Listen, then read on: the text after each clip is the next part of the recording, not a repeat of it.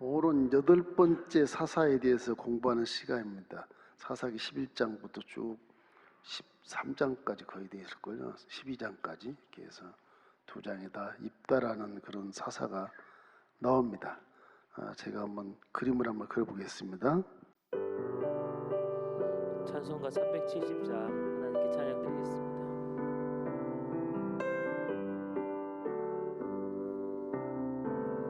주 안에 있는 나에게 딱 근심이 있으랴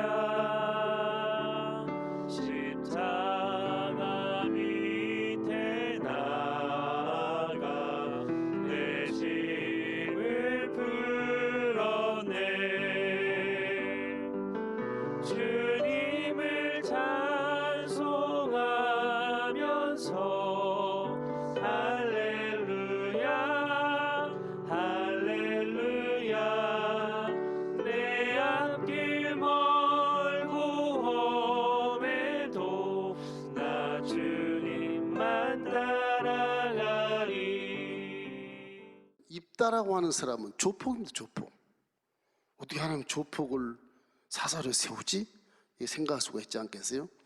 7째 사사들이 전부 지난 다음에 한 45년의 태평생들을 누리고 있는데 45년이 길면 길고 짧은 짧은데 사람의 생각이라고 하는 것이 환경에 따라 바뀌고 변질되기 쉬운 게 사람의 마음이거든요. 환경에 따라. 결국 이스라엘도 또 바뀌어요. 그렇게 왜구를 침입을 막아주고 사사를 내서 그렇게 야일이나 뭐 이런 그전에 기도이나 엄청난 이런 전공을 세워서 태평성을 이루었는데도 결국 자손들이 다시 하나님 앞에 악을 행하고, 성경에 보면은 블레셋의 신도 섬기고 암몬 신도 섬기고 모압 신도 섬기고 이쪽 아벡 신도 섬기고 무슨 뭐 미디안 족속 신도, 미디안은 이쪽이거든. 사실 이쪽 미디안도 이쪽이, 미디안이 전부 북방에서 여기서 치고 내려와요. 미디안 족 주로 여기 미디안 족속의 출발지가, 이게 출발지가, 이 출발한 미디안이 전부 다 올라와서 나중에 미디안 족속에 있던 사람도 막 분봉왕이 되고 막 그래요. 돈 주고 사가지고 로마 제국 시대에 헤롯 같은 사람들, 이런 데 있는 유대인, 순유대인도 아닌데 이스라엘 분봉 왕이 되고 막 대헤롯이 되고 막 그러잖아요. 이게 그 사람이란 게 환경과 여러 가지 사회의 그런 문화 때문에 정치한 사람 그걸 이용해서 이렇게 막 파고 들어오니까 역사가 길게 가버리면 뭐 양지가 음지되고 음지가 양된 것처럼 바꿔지는 경향이 굉장히 많습니다. 이 사회라고 하는 것이.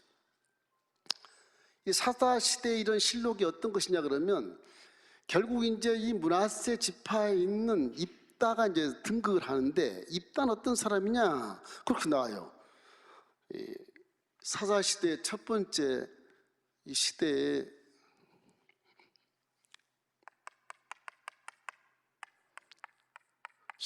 실록이라 그럴까? 실록이라 그럴까요? 첫 번째는 생명같이 아끼는 돈입니다. 돈신. 요 암몬신.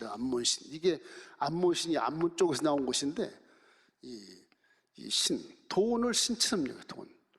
사람이 살면서 하나님을 떠난 존재들은 다 뭘 먹을까, 뭘 입을까, 무엇을 마실까, 이거에 급급하거든요. 그러니 어떤 돈이 없고 재물이 없으면 살 수가 없는 거예요. 이 돈에 아주 그냥 미쳐버려요. 사람들이 다. 이렇게 하나님의 젖과 꿀이 흐르는 땅이라고 해서 이 애굽에서 출애굽을 해서 그냥 돌고 40년을 돌고 와서 이렇게 쭉 가지고 들어왔는데, 그 뒤에 후손들이 하나님 믿는데 불구하고 물질에 대해서 벗어나지를 못하는 거예요. 이 길르앗 사람, 이게 나와요. 길르앗 사람. 요 길르앗 사람이 아들이 하나 있어. 입다야. 입다. 근데 입다라는 사람이 서자 출신이에요. 서자. 그 입다가 길르앗의 기생 출신이다. 기생 출신의 아들이에요. 그러니까 이제 이 당시에 어떤 부족의 문화가 서자는 유산을 받을 수 없어요. 그래서 그 본처의 자식들이 입다를 다 쫓아내버려요. 쫓아내기 입다는 할 수 없이 돕이라는 땅에 가서, 이제 결국은 멀리 떨어 있는 돕인데 돕이라는 땅에 가가지고 혼자 살아요. 근데 입다가 혼자 사는데 잡류들이 이렇게 입다의 집을 들락날락했다, 그런 성경이 말씀이 있어요. 성경이 말씀이 있어요. 이 입다가 덩치도 크고 아주 조폭을 할 만큼 좀 이렇게 가정의 결손 가정이지만, 그러나 쫓겨나서 나는 유산도 없고 아무것도 어떻게 살 것이냐, 그러고 멀리 도망을 갔는데, 쫓겨갔는데 거기서 자라가지고서 조폭이 돼요. 잡류들이 왔다 갔다 해서 이제 한 무더기가 있게 돼요. 무더기가. 그때 이제 암몬 족속이 쳐들어요. 여기서 요 암몬이 이제 쳐들어와요. 가깝잖아요. 쳐들어오는데 이게 여기만 쳐들어온 게 암몬이 다 뒤집어 씌운단 말이에요. 그러니까 이 깡패가 우리는 지금 먹고 살기 어려워서 지금 깡패짓을 하고 있는데 나라를 삼킬 놈들이 와.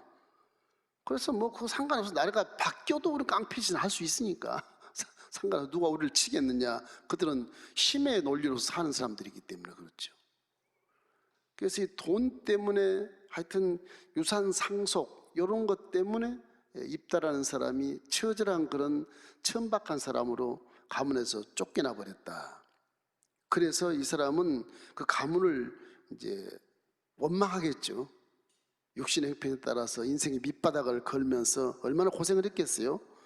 그래서 그 깡패라는 족속들은 고생을 많이 해서 그 대중들에게 피해를 주고 근심을 주는 그런 공동체가 되지 않습니까? 다 사회에서 이렇게 조폭을 미워하지만 조폭을 낳게 한 사람들은 바로 잘 사는 사람들이 낳게 하는 거예요. 양극화된 이런 가운데서 조폭이 안 될 수가 없어, 살려니까.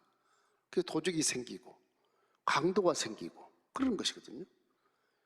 기독교의 정신은 함께 더불어 살아가는 것이기 때문에 제발 이 자본주의가 제대로 서려면 자본주의 대기업들이 사회 환원을 많이 해야 된다, 그렇게 보고 있어요.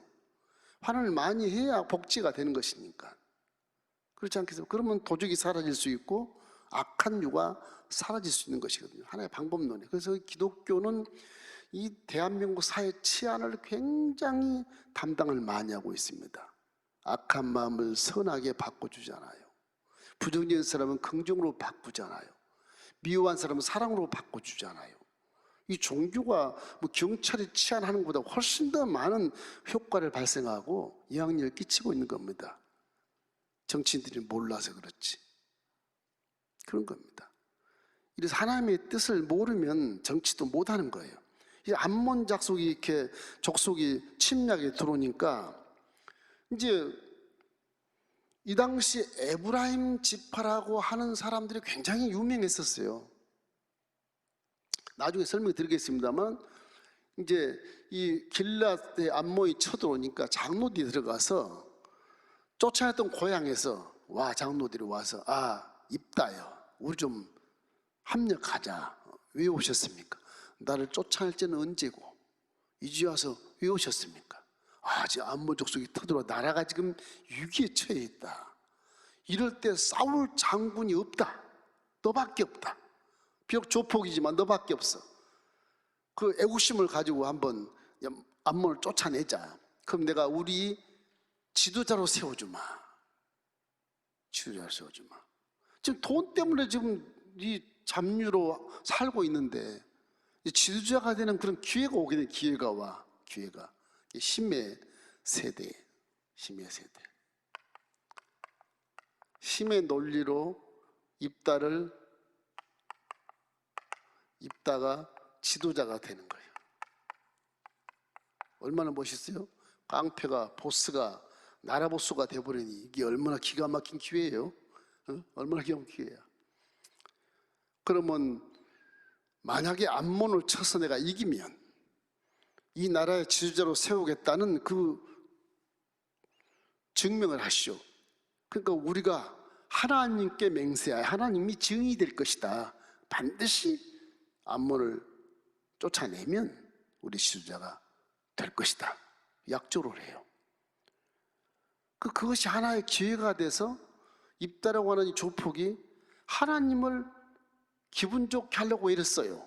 믿음은 없어. 하나님을 기분 좋게 자기들의 의리인 신뢰성을 가지고, 그래 우리 나라의 족속들이 다 하나님 믿었으니까 난 비록 떠나서 먹고 살려고 죄를 많이 지어 조폭이 됐지만 하나님 안다.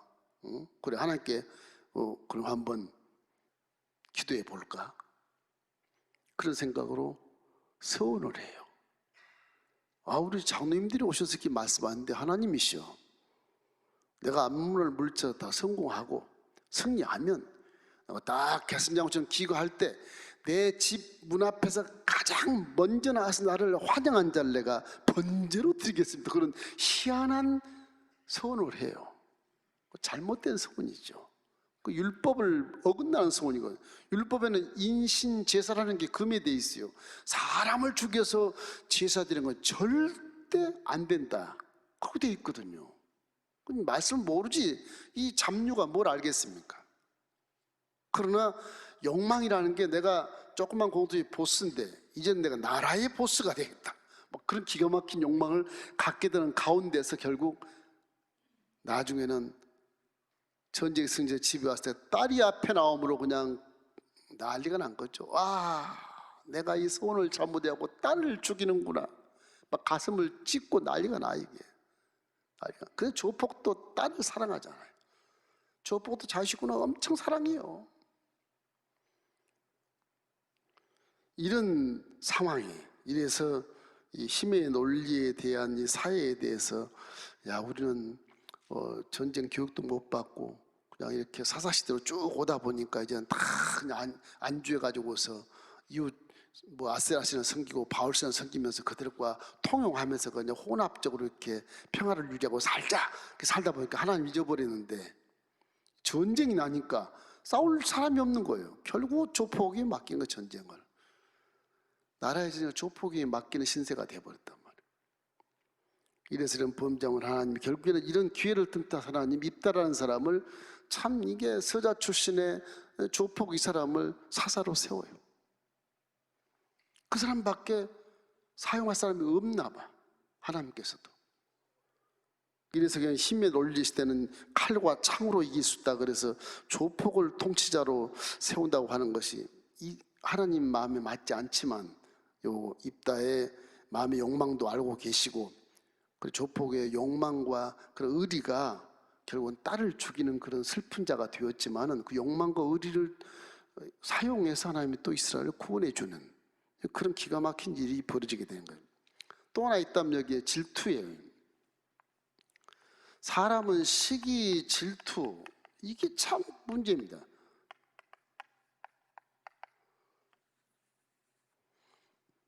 사람의 살면은 왜 시기가 있지, 왜 질투가 있지, 이런 그런 미움이 있지, 이런 걸 보면 전부 비교해서 그런 거예요. 비교해서. 이 12지파가 다 지금 레인의 성전 교회에서 교육을 받고 살아가는 과정에서 수십 년이 한 200년 같이 흐르다 보니까, 이게 교회 들어오고 예배 드리고 번제 드리고 제사 드리는 건 그냥 형식이고, 내 마음속에 전부 욕망만 가득 차 있는 거예요. 12지파인 누가 리더가 될까에 대한 것도 항상 생각하는 거, 두령들은 항상 두령들이 생각해요. 결국 이 에브라임 지파가 나중에 이제 유다 지파와 에브라임 지파가 딱 갈라져 북이스라엘, 남유다, 그렇게 역사가 이제 변화가 돼요. 솔로몬 시대에. 그래서 북이스라엘 10지파가 에브라임에 다 포함이 돼요. 이 10지파가. 남쪽은 그냥 2지파만 딱 앉아 있어요. 그 에브라임 지파가 아주 유다 지파보다 더 크게 활동을 합니다. 그 나중에 이제 아수리에 멸망을 해버리죠. 남보다 더, 남쪽 유다 왕국보다 더 먼저 멸망을 해버린 거예요. 한 200년 전에 멸망해버린 거예요. 그래서 이 에브라임 지파의 교만과 욕망이 전부 이방 사람들을 끌어들여서 혼혈민족이 돼버리고, 순수한 유대인들은 남쪽 유다만 딱 남아요. 그래서 유대인들이 북이스라엘을 개처럼 취급하는 거예요. 예수님도 오셨어요. 예수님도 시돈 여자가 시돈 여자, 시돈 여자. 내 딸을 살려달라고. 걔에게 줄 수 없어. 막 기가 막힌 말을. 예수님도 유대인이니까, 다윗의 후손이시니까, 인성으로는, 육식으로는 그 정도로 그 문화가 이렇게 12지파에서 확 적이 돼가지고 우리 남북 38선처럼 같은 동족인데 적이 돼버려요. 사상이 아예 달라. 그쪽은 우상 숭배하고 이쪽은 하나님을 숭배하고. 다 우리나라 이 두둥강내가 똑같아요. 여기에요. 결국 결과적으로 그렇게 돼서 이 사마리아 땅의 민족들은 유대인으로 취급 안 해버리는. 그리고 로마 시대 지나고 예수님 뭐 다 이렇게 승천하시고 성령이 오시고 그렇게 해도 요 갈릴리에 사는 사람이 전부 이쪽 지방과 가깝기 때문에 이게 유대인이라도 촌 유대인이에요. 이게 상놈 유대인 그렇게 칭호를 받아요. 그러니까 베드로나 요한이나 야고보나 전부 상놈 유대인들이에요. 상놈. 마태까지도 다. 그런 현상인지 사회문화 속에 역사적으로 쭉 흘러들어. 성경이 그렇게 들어와요. 왜 에브라임을 싫어하시지? 왜 이렇지? 이런 그 궁금증을 거기서 풀게 되는 것입니다. 그 어떻든 간에 이런 생명 같은 만몬신, 이 돈의 신 또는 힘의 논리, 힘이 장사면 지도자가 되나? 뭐 세상을 힘으로 이기려고 그러고 죽여버리면 되니까, 침략해서 뺏으면 되니까, 그런 힘의 논리의 시대에 또 시기 질투하는 인간들의 그런 모습, 이런 것들이 이 사사시대 실록 사회가 그대로 돼 있는 거죠. 지금 뭐 다를 법 없지 않습니까? 이 에브라임 사람들이 이렇게 해요. 이 입다에게 길앗 사람은 에브라임에서 도망한 자로서 에브라임과 므낫세 중에 있다 했습니다. 그 길앗 사람들은 다 도망한 자들이 이쪽 맨 끝에 와서 사는 거예요. 그렇게 되어 있는 거, 역사가 그렇게 되어 있는가 봐요. 사사기 12장 1절에 이런 말씀이 있어요. 혹시 나옵니까? 에브라임 사람들이 모여 북쪽으로 가서 입다에게 이르되 내가 암몬 자손과 싸우러 건너갈 때 어찌하여 우리를 불러 너와 함께 가게 하지 아니하느냐? 우리가 반드시 너와 네 집을 불사르리라 하니. 저 말이 무슨 말이냐면 입다가 암몬을 다 쳐부셨는데 왜 쳐부실 때 우리 에브라임 지파를 안 불렀냐, 우리 에브라임 좀 무시했냐, 이런 얘기예요. 시기 질투가 나는 거예요. 이 에브라임 지파가 므낫세 지파에 굉장히 시기 있는 지파야. 왜냐하면 에브라임 므낫세 지파 이 사사가 막 유명한 사사가 많이 나왔거든. 기드온, 두보라, 뭐 입다 많이 나왔잖아요. 그러니까 이 기드온의 그 업적에 엄청 시기를 하고 에브라임 지파들이 지금 입다의 이 공적에 시기를 하는 거예요. 왜 안 불냐? 같은 지파인데 내가 내일 불살라버릴 거야. 아, 저걸 다 쫓아준 공적을 가진 이 암몬 저 길랏 므낫세 지파에게 불살라버릴 거다. 그거 되나요? 안 되지. 결국 그래서 하나님이 에브라임 지파에게 저주는 아니지만 징계를 해요. 징계를. 그 징계가 성경에 나와 있어요. 시편 78편 67절 68절 말씀이 그 말씀인데 우리 한번 읽어보실까요? 나옵니까? 예, 또 요셉의 장막을 버리시며 에브라임의 지파를 택하지 아니하시고, 그리고 그 다음에 보면 68절에 보면 유다의 지파를 택하시고 그리고 시온산을 좋아하셨다, 그렇게 나와요. 이 한 말씀이 이제 그 기도원의 업적을 시기하고 입다의 공로를 시기해서 에브라임 지파가 이제 나중에 이것이 질투심이 많고 교만한 부족으로 딱 낙인이 딱 찍힌 거예요. 그래서 이제 솔로몬 시대에 남북이 딱 갈라질 때 요 에브라임 지파가 모든 지파의 공적이 되는 거예요. 공적이 너무 교만하니까. 나를 따르라. 하나님은 원래 유다 지파를 맨 앞에 세우거든요. 네 번째 아들이지만 유다 지파를 맨 앞에 세우는 곳이거든요. 그걸 무시하고 에브라임 지파가 자기들은 요셉의 자손이 아닙니까? 요셉의 아들 지파 아니겠어요? 그 지파에 넣어놨더니 에브라임 지파가 저렇게 이제 교만과 이런 여러 가지 그런 갈등을 만들어내고 질투심이 많아서 결국 적이 돼서 결국은 북이스라엘이 남유다를 무시할 때 그때 잠깐 에브라임이라고 부를 때도 있었어요. 북사마리아 땅을 에브라임 땅이라 그렇게 불렀어요. 맞는 말이지만 그러나 에브라임이라는 그 칭호가 북이스라엘의 나라 이름이 된 적도 있다고요. 그만큼 교만해 에브라임이. 그래서 결국 그 나라가 결국엔 악의 존재로 왕조가 막 그 반란이 이렇게 해서 왕조가 막 바뀌고 7번, 8번, 9번 바뀌고 그러고 아수리에 먹혀서 남유다보다 훨씬 200년을 멸망해가지고서 결국 혼혈민족이 돼버립니다. 이게. 한 나라의 그 민족을 지키지 못하고 남유다는 한 왕조 다윗 왕조로 그대로 가요.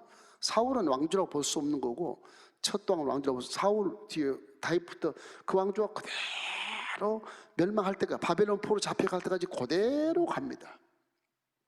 하나님 유다 지파를 인정하는 것이고 그래서 그것이 예수 그리스도가 그 줄거리에서 이렇게 나오게 되는 거죠. 이래서 이제 이 정도로 이제 이 서원에 대한 부분이 이 입다에 대한 사사시대 실로 사회를 이렇게 간파를 할 수 있고 이 둘째는 서원을 잘해. 서원을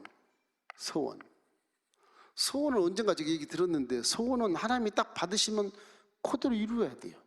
하나님이 안 받으시면 안 해도 되는 거지만 하나님 받아보시면 그대로 이루어야 돼요. 병이 걸려도 안 죽게 합니다. 병 걸려도 그대로 가다가 서원 다 이루고 부르셔요. 하나님 말씀은 거짓말이 아니시고 인생이 아니니까 후회가 없으시고 하신 말 그대로 하기 때문에 하나님의 소원을 받아버리면 그 소원은 그대로 해야 됩니다. 입다라는 사람이 전쟁에 승리할 수 있는 능력은 갖춘 사람이에요. 조폭이니까 짬 잘하잖아요. 갖춘 사람인데 이 보스가 나라의 보스가 되기 위한 그런 욕망, 그 욕망이 입다를 그 경솔하게 만들었어요. 욕망이. 와, 이 시간에 내가 고향에서 쫓겨났지. 난 서자 출신이지. 난 조폭이지. 조그만 공동체에 내가 아우들을 데리고 있는데 나를 지도로 세워서 장군을 세워서 암몬 족속을 쫓아내면 이번 기회에 내가 나라의 보스가 되자. 딱 이런 욕망이 생기는 거예요. 그 말씀도 제대로 모르는 그런 천박한 사람이 보스 욕망을 가지고 생각하니까 내가 하나님께 한번 기도해야 되겠다. 내가 하나님이시여, 내가 전쟁에 승리 오면 내가 우리 집 앞 맨 앞에 날 마중 나온 사람을 내가 번제로 드리겠습니다.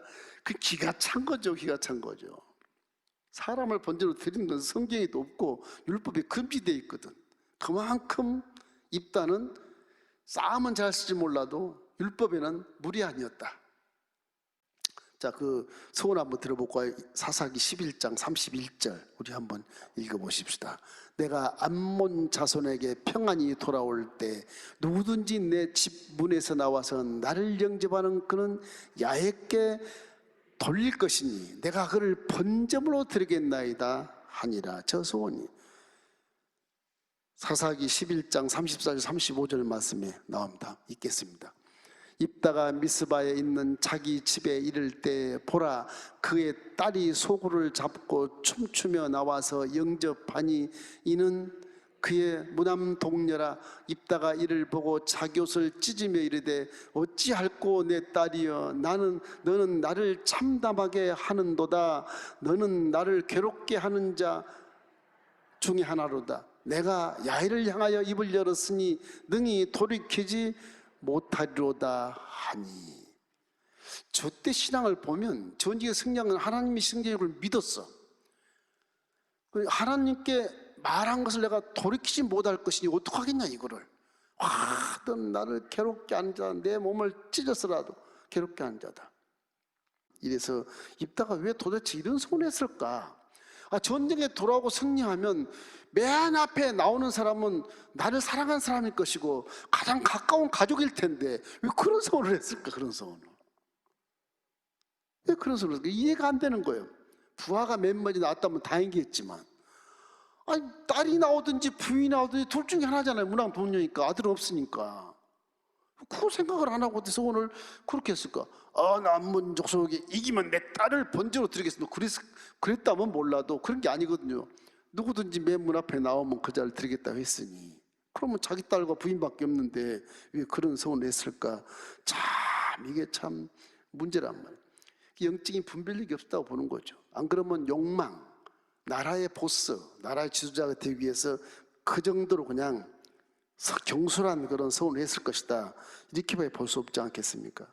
그래서 사사기 11장 30절 39절 말씀 속에 처녀로 죽은 그 딸, 이게 애곡하는데 처녀가 이게 딸이 이제 아빠 나 2달만 좀 참아주세요. 그래서 친구들하고 산에 올라가서 애곡하고 울고 기도하며 내려와서 뭐 이렇게 번제로 드리는 그런 것이 되었다. 그래서 지금 이스라엘도 그 여인들이 한참 동안 사시대에 산에 올라가서 2달 동안인가 울부짖는 그런 그 문화가 생겼었어요. 입다 딸 때문에. 그거로 보면 또 죽었다는 것이 완전히 확인된 느낌이 되지 않습니까?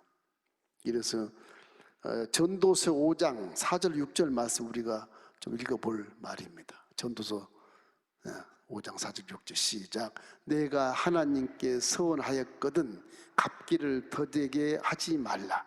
하나님은 우매한 자들을 기뻐하지 아니하시니 서원한 것을 갚으려 서원하고 갚지 아니한 것보다 서원하지 아니하는 것이 더 나으니 내 입으로 내 육체가 범죄하게 하지 말라.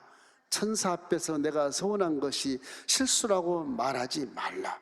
어찌 하나님께서 내 목소리로 말미암아 진노하사 내 손으로 한 것을 멸하시게 하라. 어떤 경솔한 그런 서원 같은 걸 하지 말라는 거예요. 여러분이 내 자식을 하나님께 드리겠습니다 그런 서원을 했다면 하나님이 받으시면 그대로 회해지는 거예요. 하나님이 안 받으시면 안 지켜도 되는 거예요. 사실은 하나님만이 결정권이 갖고 계시죠. 서원에 너무 거기에 과중하게 내가 꼭 지켜야지 그런 부분들은 뭐 프로텍에 다 다르겠지만 하나님이 기뻐하신 일이라면 그렇게 지키면 되죠. 저렇게 율법도 모르고 뭐 성경도 모를 때 내가 서운했던 것은 다시 한번 기도해 볼 필요가 있다. 그런 기회를 주지 않습니까? 입다가 다시 한번 기도해 봤더라면 얼마나 좋았을까. 그래서 믿음 없이 행하는 모든 일은요 이렇게 욕망의 눈이 가려 있기 때문에 사리 판단이 흐려지는 겁니다. 그래서 사람은 욕심을 버리려 하는, 교만을 버리고, 독이 2개가 욕망을 막 추구하거든요. 조그만 공동체 조폭이니까 내가 나라의 조폭 보스가 돼야지. 이것 때문에 자식이고 안 하고 다 잊어버리는 거예요. 하나님, 그래 하나님께 내가 맹세하지까지껏 딸인도 몰라 부인도 몰라 흐려 맨 앞에 나온 자를 내가 번제로 드리겠습니다. 그 율법에도 없어. 그런 지도자가 되면 어떻게 되겠어요? 나중에 입다는 그래서 6년 동안 사살을 해요. 6년. 딱 6년 하고 끝나요. 그 족복이 오래 하면 문제가 되지 않겠습니까?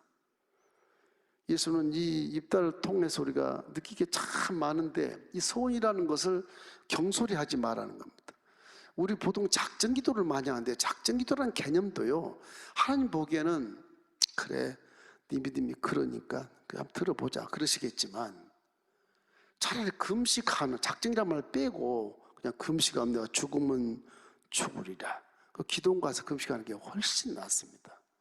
집에서 작정기도 20일 하는 것보다 기도원 가서 3일 금식하는 게 훨씬 나아요. 그렇게 하십니다. 금식은 흉악의 결박을 풀어주지 않아요. 압제당한 자를 다 풀어주고 귀신을 쫓아주고 질병을 치료하고 문제가 응답되는 기가 막힌 금식이거든요. 금식을 할 때는 반드시 잊지 말 것은 내 금식한 9끼 금식을 돈을 모아서 교회 헌금을 하든지 이웃을 도와주든지 그렇게 하면서 금식을 해야 정당한 금식이에요. 나만 배 굶겠다 그건 금식이 아니에요. 이웃을 도와줘야 금식이 되는 거예요.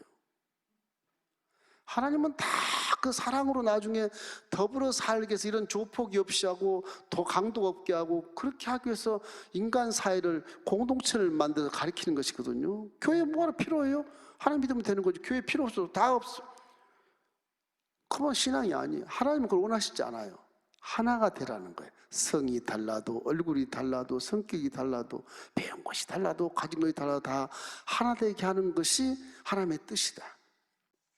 자, 우리가 입다를 통해서 이제 배울 것이 있어요.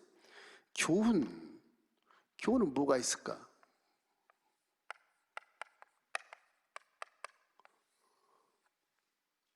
교훈은 항상 하나님께 주목받는 사람이 되십시오.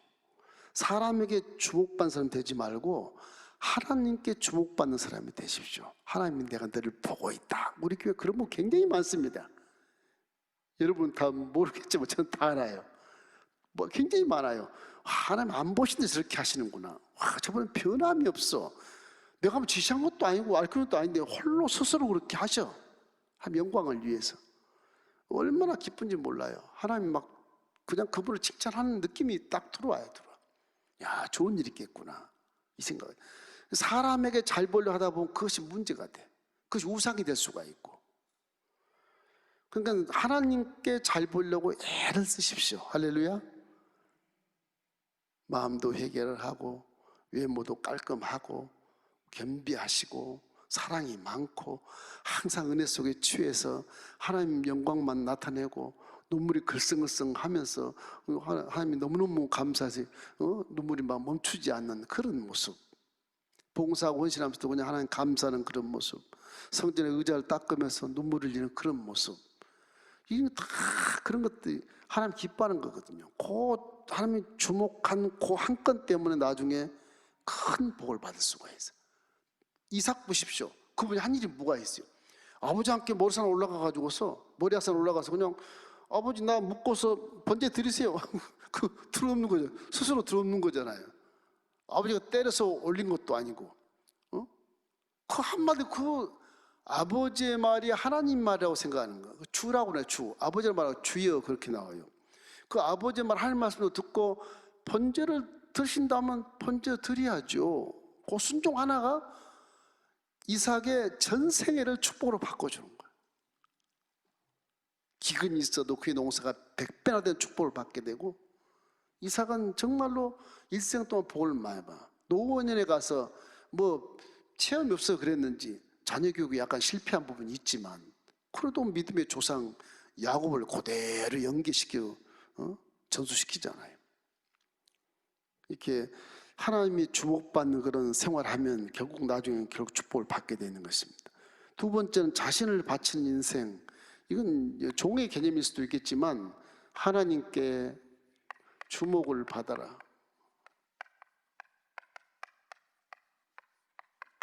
두 번째는 자신을 헌신하는 것. 헌신. 하나님께 헌신하라. 내 인생은 하나님의 거야. 종의 개념으로 생각하지 마세요. 여러분이 일반 평신도로서도 영적으로 보면 다 같은 제사장이에요. 제사장. 제사장의 그런 신분을 갖고 있거든요. 하나님의 자녀의 신분을 갖고 있고, 그건 하나님 자녀죠. 종이 됐든 성도가 됐든 권사님, 장로님, 아수님 됐든 간에 하나님의 아들, 딸이니까 기도할 때 하나님 아들, 딸이 그러잖아요. 그럼 하나님께 다 안 맡기냐고. 다 인생을 맡겨버리는 그런 삶을 살기를 주의 이름으로 축원합니다. 그래서 하나님의 계획대로 쓰임받기를 소원하는 그런 자에게 결국 암문자도 물리칠 수 있고 우리 주위의 어둠이 사라진다고 하는 것을 알게 되시기를 주의 이름으로 축원합니다. 나도 누구를 통해서 교회에 나왔지? 그 생각을 한번 해봐요. 다 잊어버리지 말고 누구를 통해서 전도 받았지? 퀘스천 딱 찍어봐요. 그 사람 미운데 지금은 그래도 미워도 그 사람 때문에 교회에 나온 것이니까 은혜예요. 은혜. 그 사람은 사랑하셔야 돼. 그 하나님 계획에 다 있는 것이 그게. 부르심에 합당한 자격을 갖추도록 우리가 자꾸 서둘러야 돼요.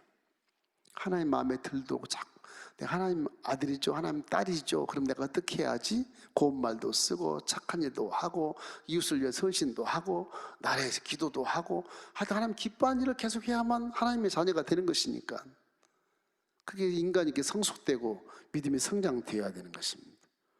그 다음에 이제 욕심, 교만, 이거는 항상 욕심, 교만을 버려야 됩니다. 이건 유익될 게 하나도 없어요. 이게요. 어떻게 보면 욕심 내에서 내게 유익할 것 같고 교만해서 위치에 올라갈 것 같은데 이건 유익이 하나도 없어요. 다 떠나버려요. 저게 무익한 것인가 그냥 버려버리시는 게 좋아. 욕심 버리십시오. 교만도 버리세요. 교만은 패망의 선봉이라 그러고 거만한 것은 넘어지기 앞잡아이다 그러잖아요. 어떤 사람 거만한 사람 보면 저 사람 넘어지겠네. 그렇게 생각되잖아요. 욕심은 죄를 낳고 죄가 장성하면 사망을 이루니 이게 죄 때문에 죽는 거잖아. 이게요. 그 욕심을 왜 갖냐고. 그 두 가지는 다 버리십시오.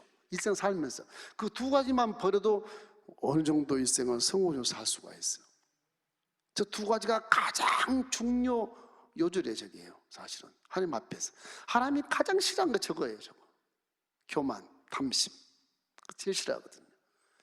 그 믿음 안에 사면 너희는 먼저 그이나 의를 구하면 저 모든 걸 다 더해 주시는 것인데 그걸 믿을 수가 없는 게 우리가 먼저 주시오 그러면 할게요. 그렇게 나오잖아요. 그러나 저거를 거꾸로 생각하지 말고 먼저 그의 나라와 의를 위해서 하나님의 아들, 딸처럼 생활하면 욕심 다 주고 교만 위치에서 올려주시고 그러시는 거예요. 그래서 복 있는 사람이 악인의 길을 쫓을 필요가 하나도 없어요. 복 있는 사람이 죄인의 길에 설 필요가 전혀 없어요. 복 있는 사람은 교만한 자리에 앉을 이유가 전혀 없는 거예요. 겸손해도 그냥 앉혀 세우시는데 겸손해도 앉혀 세우시거든요. 그 사람들을 보면 인생을 많이 사신 분들이 그런 걸 약간 깨닫고 젊으신 분은 전혀 안 깨닫거든요. 근데 성경을 모르면 조폭 보스라도 이런 경우가 있는 것이고 성경을 잘 알면 조폭이 아울지라도 사람답게 살아갈 수 있거든요. 이것을 우리에게 교훈을 주는 것입니다. 에브라임 지파까지 이렇게 이웃을 시기하고 질투하면 하나님이 버려버립니다. 폐위시켜버린 폐위시켜. 결국 에브라임 지파가 북이스라엘에 아주 망치는 하나의 족속이 되어버렸어요. 나중에는 결과가 그렇게 되어버리거든요. 이래서 우리는 입다가 암몬 자손과 싸우더니 야훼께서 그들의 손에 넘겨주셨으므로 이 6년 동안 사살을 했게 됐는데 에브라임 지파를 나중에 같은 지파잖아요. 참 그가 이게 좀 어떤 뭐라게 북한과 우리나라처럼 이렇게 동족 상잔의 비극이 여기서 나오잖아요. 이 길랏 이제 립다 장군이요 전부 이제 암을 쫓아내고 나라를 살렸거든요. 그 와가지고서 결국 이 요단강 옆에 와가지고서 길을 딱 막아요. 에브라임 지파들이 처음 요단강 이렇게 도망가려고 그래. 동쪽으로 도망가려고 그래. 에브라임 지파. 왜냐하면 지금 입다가 에브라임 족속을 막 전쟁에서 싸우니까 불살한다고 해도 어떡하겠어. 죽여야지. 같은 동족인데 지금 이스라엘 같은 지파인데 응? 므낫세 지파와 지금 에브라임에서 싸우는 거예요. 지금 요단강 건너서 갓지파 쪽으로 도망을 가. 요 나루에서 딱 먼저 가서 지켜요. 입다의 장수들이 먼저 가서 지켜요. 신기한 거는 거기에서 말을 해보라. 너 에브라임 지파지? 아닙니다. 그러면 쉿볼렛을 말해봐. 쉿볼렛 따라해봐. 쉿볼렛. 그러니까 쉿볼렛 그러거든요. 그러면 죽여요. 이 히브리어에 이런 모습이 있어요. 이런 모습이 있어요. 이 쉿볼렛 이 발음이 잘 안 나와. 이게 발음이 안 돼. 에브라임 지파는 그 쉿이란 말을 발음 못 해. 쉰 소리인데 쉿볼렛 그랬는데 쉿볼렛 발음이 안 되는 거예요. 경상도 사람이 쌀 해봐. 살? 너 그 경상도 사람이구나. 알게 되잖아요. 딱 그거면 돼 이게. 거기 에브라임 지파는 4,000명 도망간 사람 다 죽여버려요. 이 동족 상잔의 비극이에요 이게. 이게 욕심과 이 교만이 저렇게 자기들을 죽이는 그런 결과를 낳게 된다니까요. 이게. 자기를 죽여버려요. 그 에브라임 지파가 아주 100% 척결 다 당합니다. 나중에 이제 후손들이 일어나서 또 역사가 일어나지만 베냐민 지파도 나중에 문제가 되고 이 요셉의 이 지파들이 나중에 꼭 문제가 된 거예요. 요셉 지파들이. 베냐민 지파도 얼마나 비루 때문에 전 그냥 남자들 다 죽어요. 나중에 할 수 없이 하나님이 다른 지파 여자들을 데려다가 남자들을 데려다가 베냐민 지파를 또 새로 이렇게 조성을 시켜요. 이게 하나님은 범죄하면 그냥 12지파라도 어쩔 수 없는 거예요. 이게. 범죄하면 욕심과 교만이 저렇게 결과를 저렇게 난다. 이건 지금 우리가 살아도 똑같습니다. 사사 시대의 이런 문화나 지금 문화나 별반 다를 게 없어요. 첨단 과학 시대가 해도 별반 다를 게 없습니다. 욕심과 교만만큼은 나하고는 상관이 없다. 버리시길 주님의 이름으로 축원합니다. 그래서 입다는 나쁜 환경을 이렇게 정말 비전으로 극복했다고 볼 수가 있어요. 이 서자 출신, 척박한 조폭이 숨어 살던 어둠 속에서 입다는 하나님의 비전을 가지고 극복해서 이스라엘의 대지주자가 됐다. 대보스가 된 보스가 6년 동안 기가 막힌 사람. 우리도 비전 있는 사람은 결코 좌절하지 않는 것처럼 항상 복수가 아닌 그런 지주자가 되는 그 놀라운 역사를 우리가 생각할 수가 있습니다. 고향 사람들에게 복수는 하지 않았어요. 에브라임 사람들이 분살하겠다고 하니까 나중에 저렇게 된 것이지. 이래서 우리는 살면서 뭐 조상 탓, 환경 탓, 남의 탓 핑계를 많이 대는데 정말 이유 없는 반항을 할 수 있는 것인데 그것이 다 자기를 올가매는 올무가 된다는 사실을 기억하고 항상 비전을 바라보고 꿈을 바라보고 하나님만 바라보시길 주의 이름으로 축원합니다. 그래서 입다는 최악의 조건에서 최고의 그 이스라엘의 영웅이 됐다. 야, 조폭이 6년 동안 영웅이 되는구나. 영웅이 하나님이 함께 하시면 다 성공할 수 있다. 할렐루야. 그런 개념 우리에게 알려주고 있는 것입니다.